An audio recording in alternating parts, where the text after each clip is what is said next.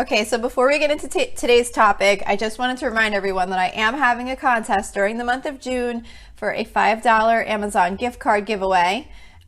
There's two ways to enter. The first way is to leave a review on Apple Podcasts, send me a screenshot of the review via email, and the second way is to screenshot the show and tag me on Instagram. Then just email me. Either way, email me the screenshot of the review or email me to let me know that you tagged me on Instagram. The reason it's important to email me is because that's how I would send you the the digital code, for it's going to be a digital gift card. My email is lolasfrugallife@gmail.com. So I would look forward to your entries. The winner will be randomly chosen from all entries received during the first week of July.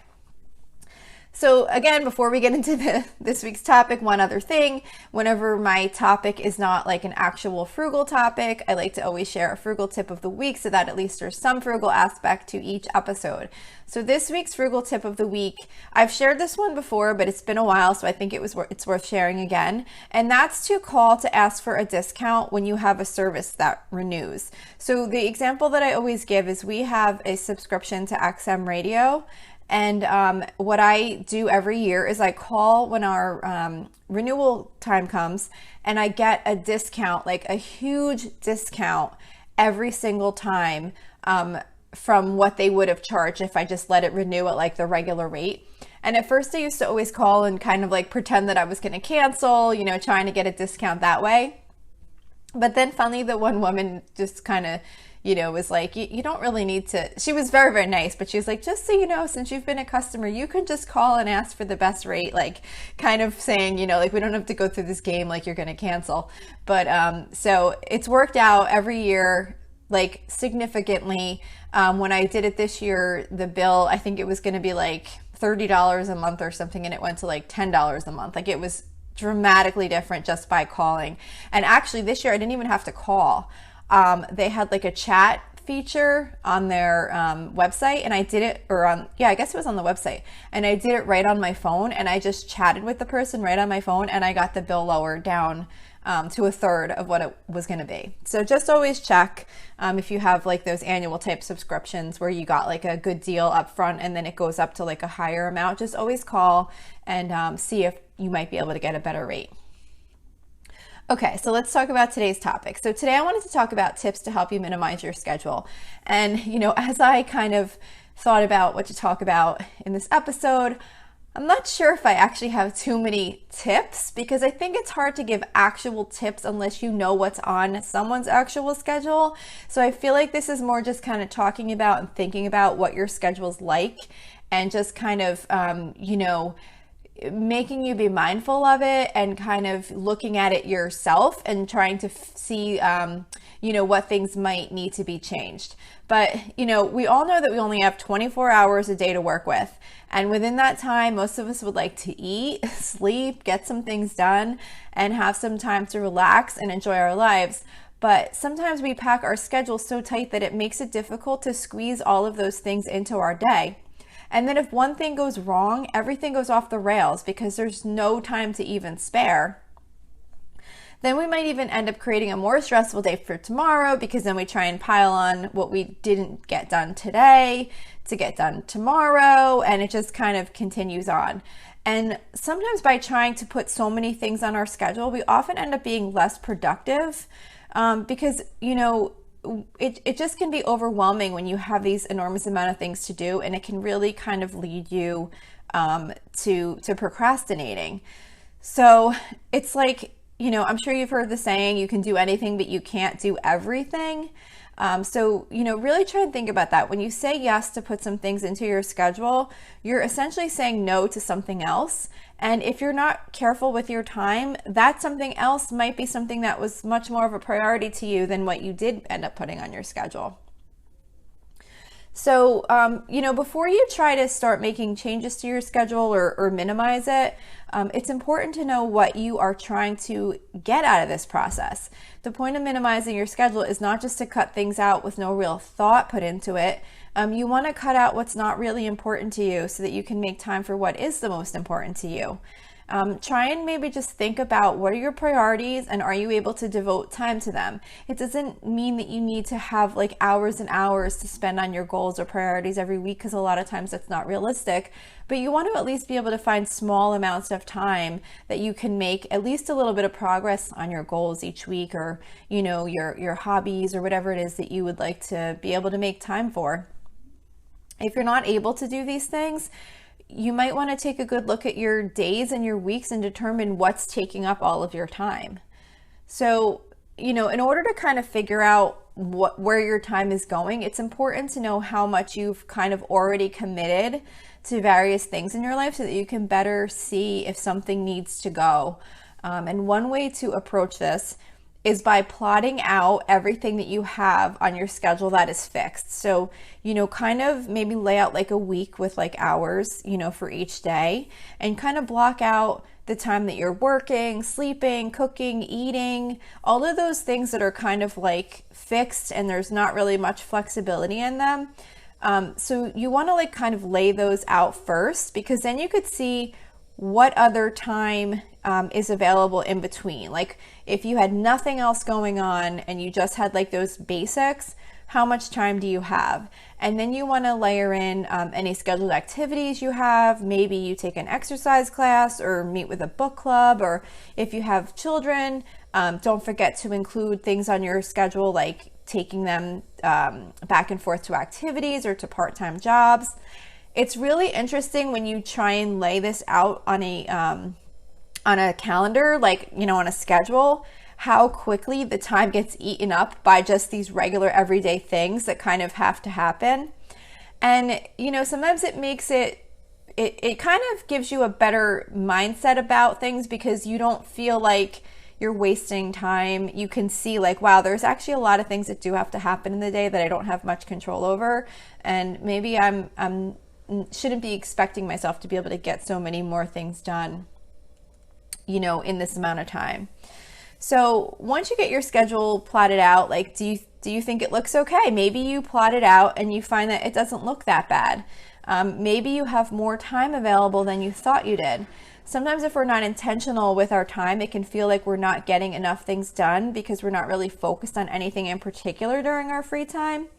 So, while you definitely want to have time to rest in your schedule, having too much free time without plans on anything in particular to be working on or doing can make you feel like you're just kind of wasting time away.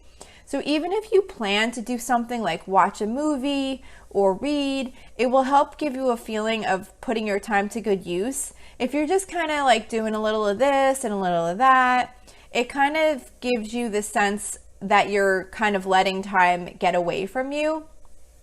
So it's good to have some structure, and if you concrete things that you'd like to do, whether those are things for fun or for work or something you'd like to make some progress on, it doesn't have to be, something really, like some major task, but it's more kind of like defining what you're doing rather than maybe just sitting down, going and cleaning a little bit, going and doing a little of this, and just kind of like wandering around and not really getting much of anything really accomplished that you can kind of quantify for yourself.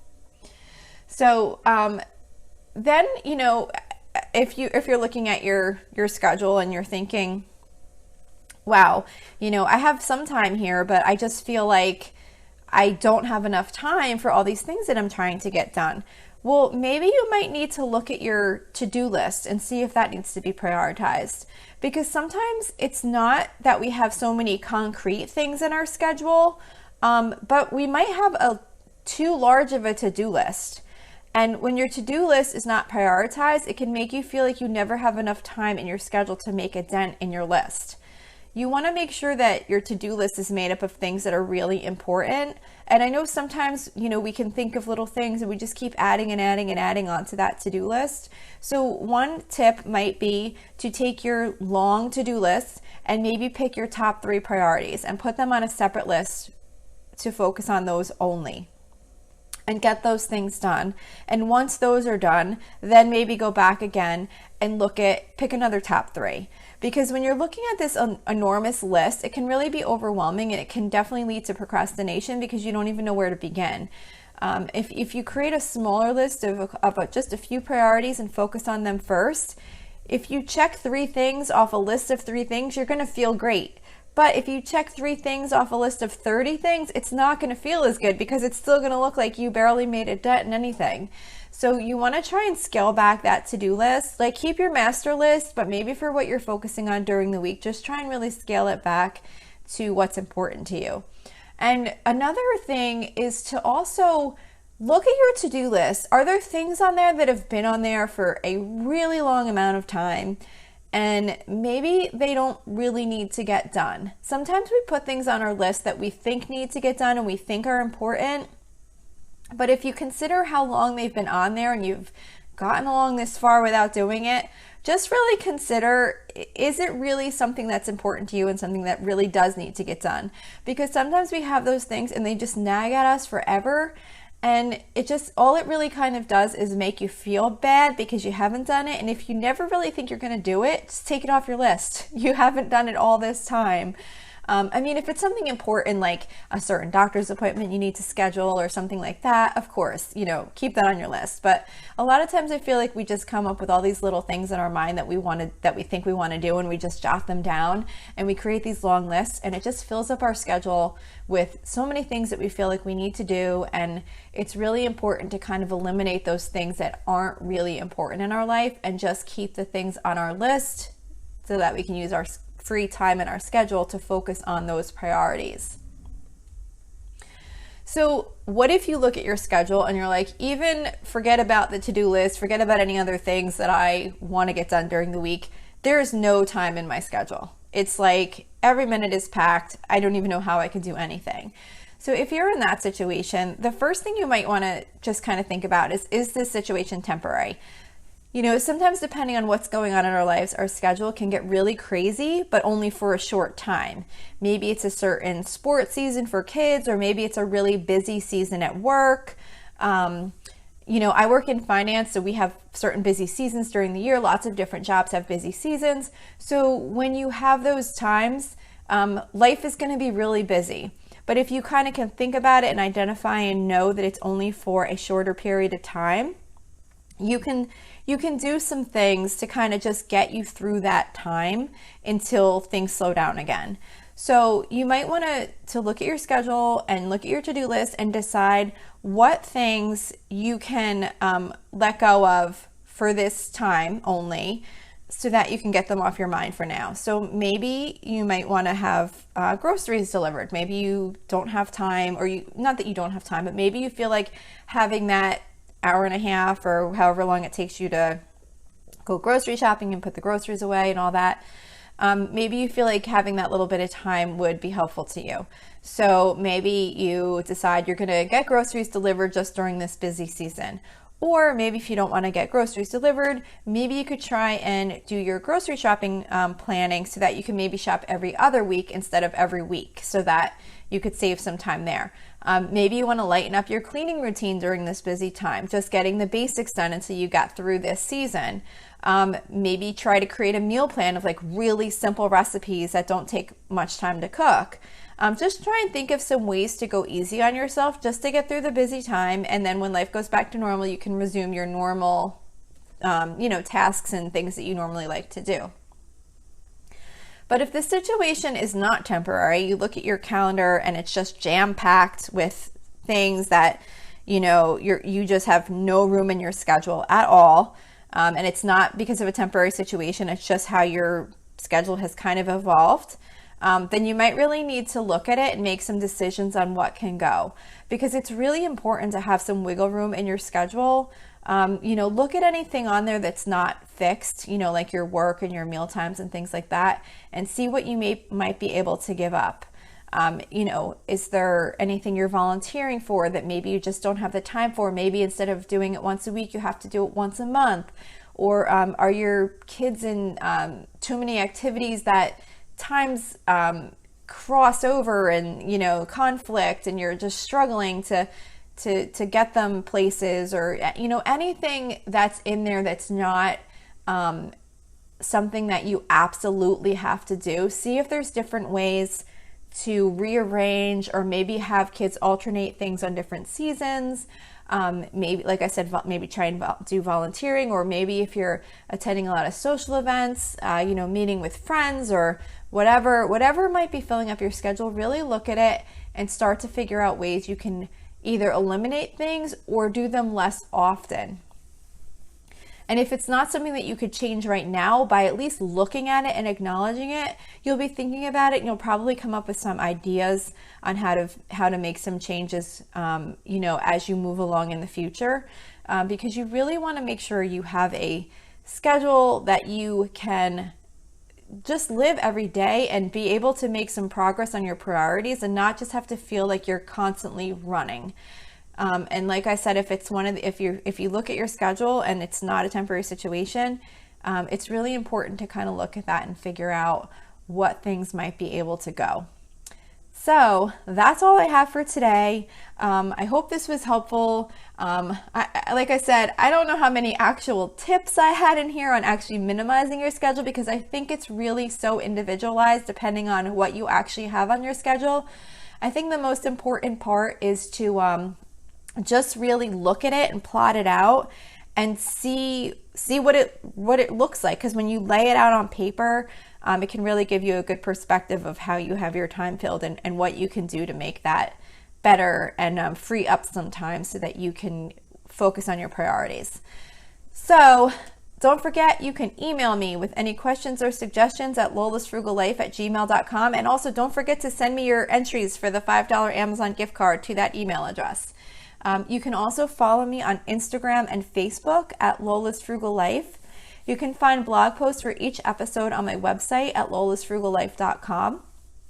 And you can also join our private listeners group at facebook.com/groups/lolasfrugallife.